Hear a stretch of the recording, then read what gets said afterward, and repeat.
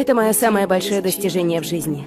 Я знаю, кто я люблю, кем я являюсь. Мне нравится, что я делаю, и мне нравится, как я это делаю. И я люблю мои ошибки, и мне нравится, как я учусь. И та скорость, с которой я учусь на своих ошибках. Я не хочу быть никем, кроме себя.